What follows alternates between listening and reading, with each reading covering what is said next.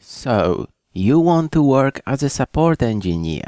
Hello and welcome, and I am very happy that you've decided to join me.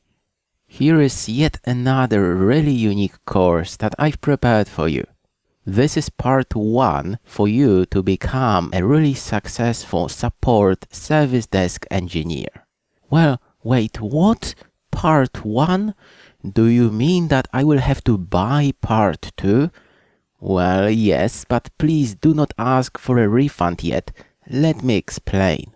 Believe it or not, but I have spent 4 months preparing this course. 4 months? Really? Yes, I really wanted to make this course a really unique course. Something that will help you get your dream job and become a successful support engineer. It is not an easy task. I wanted to make this training a real-world journey, a real-world solution. This is why I am going to show you what you really need to know to become a support engineer.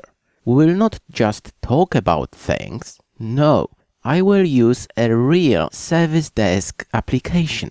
I will not just show you a couple of definitions, pictures, and so on. No, we will try and simulate a service desk environment. I have chosen an industry standard solution, Jira Service Desk. You will actually receive a ticket. You will receive a problem from your manager, from an end user. We will have to click and sort it out. I'll show you what I mean. There is a really important concept of SLA, Service Level Agreement. In most cases, when you buy a course like this, you will just see a definition. Okay, SLA is this and that. That's it. When you open an application like this, you might be surprised. Oh, that's what SLA is all about.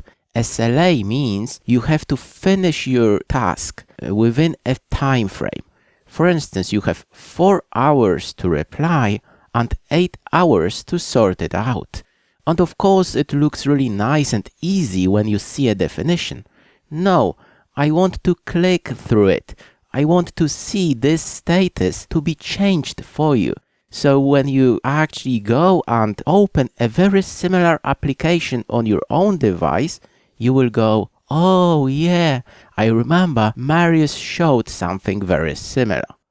I cannot promise everything will be the same. There are hundreds, thousands of applications and solutions you can work with, but it is much better to see everything in action. So to summarize, I don't really want to spend yet 4 more months just recording all additional topics. I want to publish this course for you now. What's more, what you find in part 1 covers around 70-80% of things that you have to know as a support engineer. Okay, what will I learn? We'll talk about general skills, hardware, operating systems, networking, basic procedures, and service desk tools. Part 2 takes everything to the next level. You don't need part 2 if you're about to start your job. Not really. But, let's say you've worked as a support engineer for a couple of months, maybe 5-6 months and so on. Yes, that makes sense to learn more about monitoring, virtualization, troubleshooting, more about procedures, and how you can advance your career. We'll talk about some web applications as well, and I will provide a lot of interview tips and questions. You will have a lot of challenges and quizzes here as well. Before we jump into technical stuff, it makes sense to talk a little more about service desk and jobs that you can expect. When you think about a service desk or service desks in general, the idea is to provide IT services. In most cases, there is a contract between your company and a customer. Your job is to sort out a problem, answer a question, and recommend a solution. When you think about a job as a service desk engineer, you can find a lot of names. In most cases, you can see a support engineer, service desk agent, first-line support, and customer support specialist. What does it mean first line support? Does it mean that we have second and yes? First line support means that you will be the first point of contact for your clients. You can pick up the phone, receive an email, use a chat application, receive a ticket, a problem. You've seen this application already. Something might arrive in your inbox. You can use a discussion board, everything that is designed to help your customers. Sometimes you will work for your own company. You might support just users that work with you every day. Sometimes you will support external companies. So someone calls you up from another company and goes, "Listen mate, my printer stopped working. Can you fix it for me?" Your job is to, in most cases, figure out what the problem is, log it using a special system, recommend a quick solution. If you cannot, you will escalate this ticket to the second line support team. They know more about IT, they have more tools, and they will sort it out. We have the third line support as well. If you work as a third line support engineer, you are responsible for the back-end solutions. You are responsible for deploying applications, big upgrades, and projects. If you have any questions regarding this topic, please feel free to reach me out. Okay, I get it. But what do I have to know? The good news is that sometimes you don't have to know anything. Believe it or not, but you can find a job advert saying, "You don't have to know anything about IT, we will teach you. As long as your English is okay, you're fine." Okay, mate, so I will stop watching your course. What's the point? No, again, please give me a chance to explain. It is okay to go for a job if you know nothing. Well, it is going to be a really stressful journey for you. Don't do it. It is much better if you know some basics. You don't have to be an expert in all these areas, but you have to have a very good idea about some basic things. So it is all about IT infrastructure, laptops, workstations, printers, phones, and hardware. It is a good idea to understand operating systems like Windows, Linux, OS, basic networking and web solutions, procedures and frameworks. The most popular one is ITIL, ITIL. We'll talk about it. Do you remember SLA? I mentioned it in our previous lecture. Yes, this is ITIL. ITIL is a framework, a set of best practices that everybody should follow. To be honest, soft skills are really important. What I mean by a soft skill is who you are, how you behave, how you approach a problem. To be honest, when I am about to hire someone, this is like, in most cases, 90% of my final decision. Yes, 90%. I can teach anyone how to code an application. I can teach anyone how to replace a power supply unit in a desktop PC.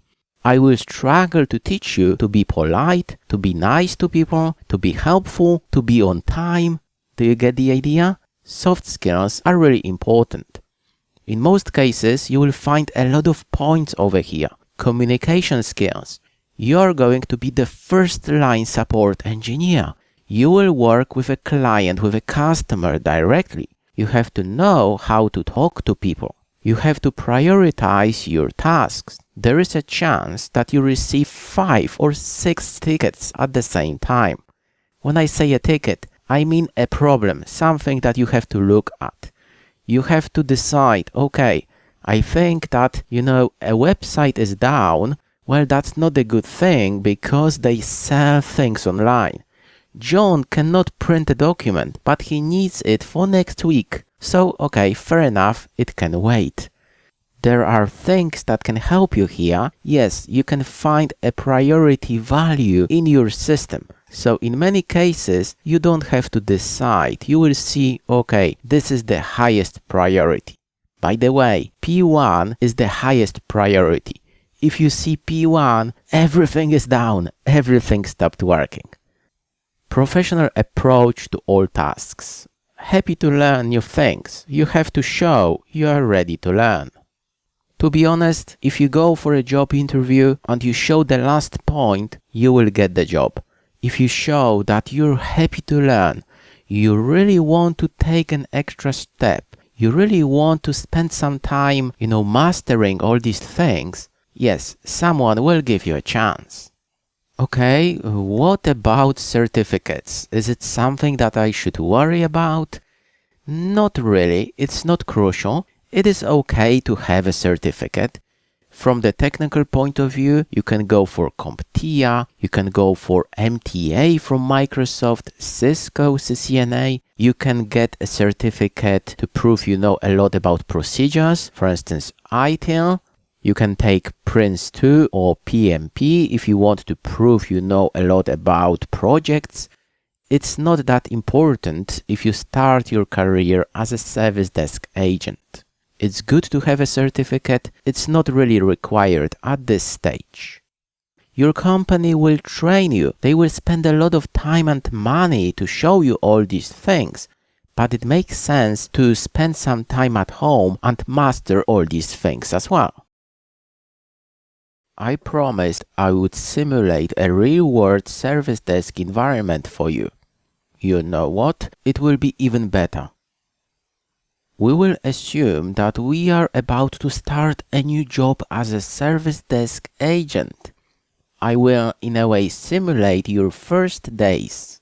Our next lecture is going to be the most important lecture in this course. You will see what you can expect when you get a job as a support engineer. You will see your first task. You will receive an email from your manager and so on. So here we go, we will go through some tools that we will use and then we will jump into your first days as a service desk engineer. What are we going to use? What are you going to use? The first point includes some communication tools. You need an email system and a messenger.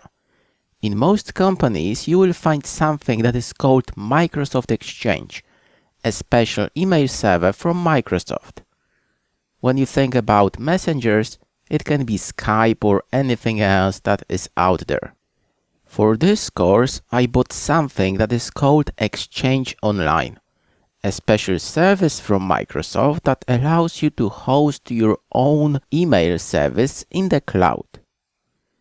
So yes, we will have our own Exchange mailbox for this course. When you get a job, you will see something very similar. You will use a web interface or, for instance, Outlook from Microsoft Office. It should not be a problem. You've been using an email address for a while, right?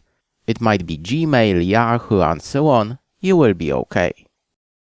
The second point is Help Desk Ticketing System. You know, we are going to use Jira Service Desk. You can actually go and open an account over there. Jira Service Desk is free. Yes, you can use it for free for up to 3 agents. When you go to this website, you go to Products, Jira Service Desk, try it free. When you go to Pricing, you will see that there is a free option. Up to 3 agents for free in the cloud. You don't have to install anything. Give it a go if you want. In our case, we are going to use Jira Service Desk to, in a way, simulate a service desk environment. We will use 3 main desks. The first one is not in use, old tickets. It was a demo version, a demo desk from Jira. The second desk, the second area, is General Service Desk. You can expect a ticket from an end user over here. What does it really mean? If a user has a problem or a question, he can raise a case, he can open a ticket. Okay, General Service Desk, I cannot open a document on my PC. I want to submit a request or incident. Let's say I am Kate Brown. I say, cannot open a document. Hi guys. Can you help? Cannot open doc1.docx, whatever. Doesn't really matter. And she says, okay, send.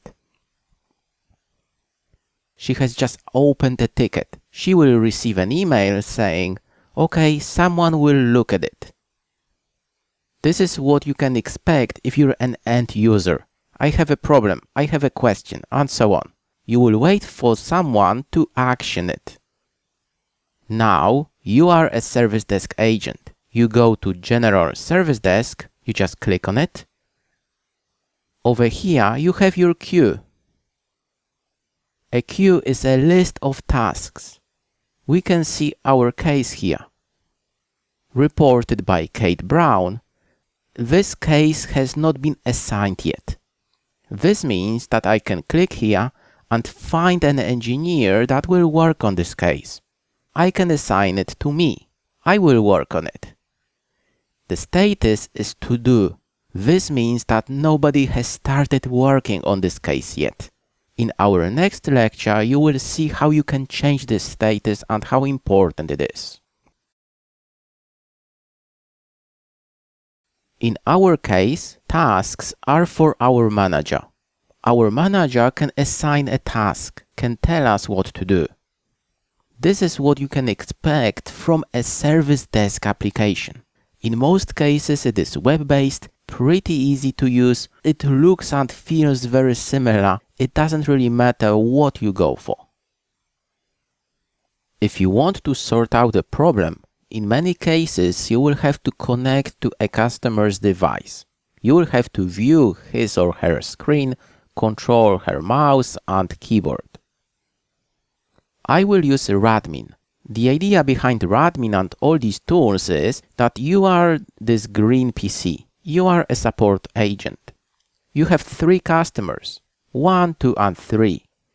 You will have a special viewer from Radmin and then a special agent that is called a server that has been installed on every single device.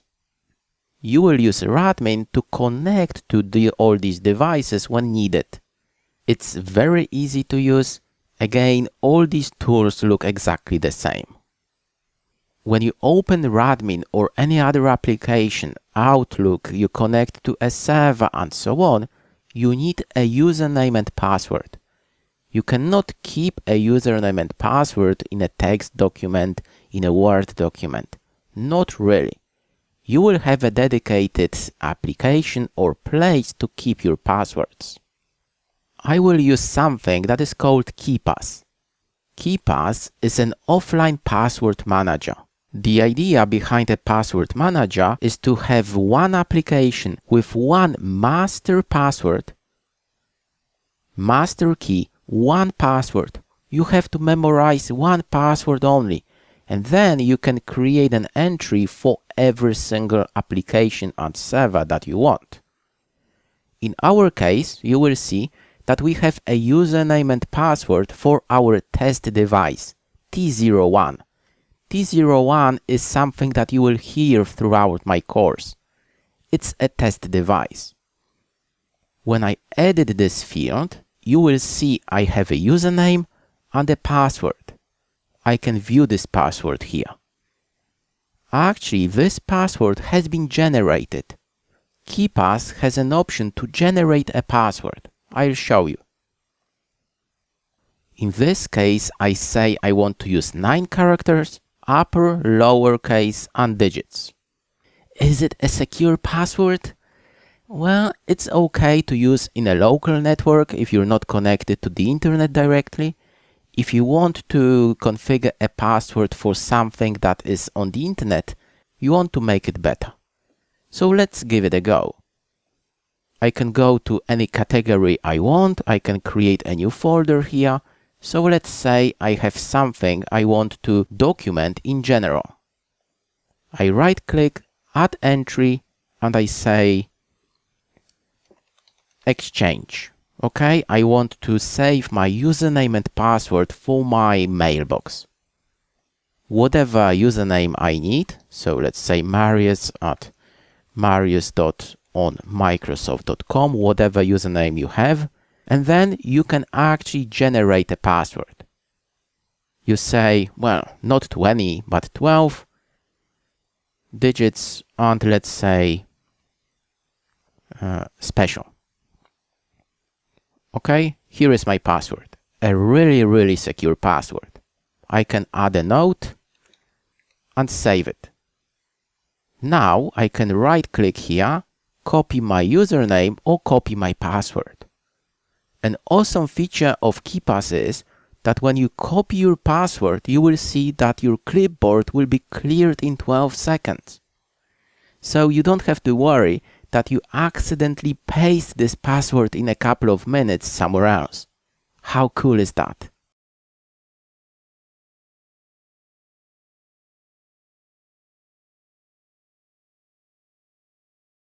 We've just got a job as an IT support engineer.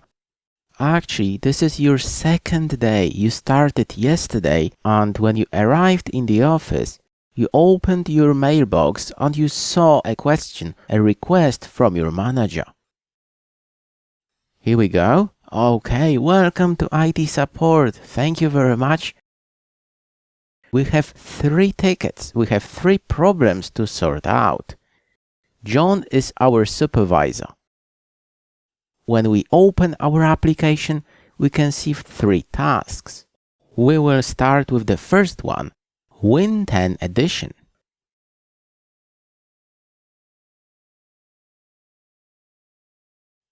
Please connect to T01 and check the edition of Windows 10. Well, what does it really mean? When you receive a ticket, when you receive a request, you will see a name of a device that you have to connect to. In this case, it is T01, and then what you have to do. Over here, we can see that our job is to check the edition of Windows 10. We have Windows 10 Home, Windows 10 Professional, Windows 10 Enterprise, and so on. Your job is to connect to T01, which is actually a laptop, and figure out what edition of Windows 10 is over there. As you can see, we are using our Service Desk application. So our supervisor says, okay, you have to do this. We will have 2 applications, in most cases 2 places. The first one allows you to figure out what the password is, and you will have a special application that allows you to connect to your device, to your T01 laptop. When you start working on a problem, you should change its status. We will talk about it later on when we come to procedures, but the idea is that when you receive a ticket, it is waiting for your action. You have to change its status straight away. Don't forget about it. Do not touch anything. The first thing you do, you go and change the status. If you don't, nobody knows you've just started working on this issue. In our case, I will change the status to in progress. I'm working on this ticket at the moment. I can see that the first item is in green, time to first response. I had 4 hours to, in a way, assign this ticket to myself to do something about it. This is again SLA, Service Level Agreement. This is going to be the main metric for you. Well, you can say, well, we didn't actually reply, we just changed our status. Again, it all depends. Sometimes it is enough to change this option. Sometimes you have to go and reply to customer. You have to add a note. Okay, we can move on now. We have an option to add a note. It's just for us, or we can reply to customer. So we will say, yes, hi John, I am working on it. Why not? It's good to be proactive. It's good to show, okay, I'm on it, I'm looking at it. Great. Now we have to connect to T01 and check the edition of Windows 10. I will use a special support tool. You don't have to know a lot about these tools. You will have a shortcut on your desktop. When you open it, you will see a list of all possible laptops and computers that you can connect to, so it's not a problem. Radmin is just one example of a support tool. It allows me to connect to another device remotely. To make it happen, I just double-click on T01 and I am asked for a username and password. I use a special application that keeps my usernames and passwords. I use KeePass. Again, it is just an example, but KeePass is a very secure place to keep your passwords and even generate your passwords.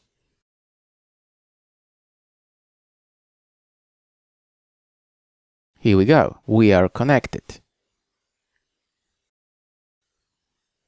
Now we right-click on this PC, we go to Properties, we can see Windows 10 Pro. Okay, we can close our remote session.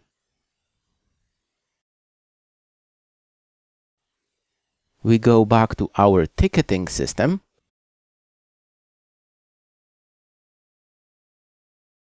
We say hi. T01 has Windows 10 Pro installed.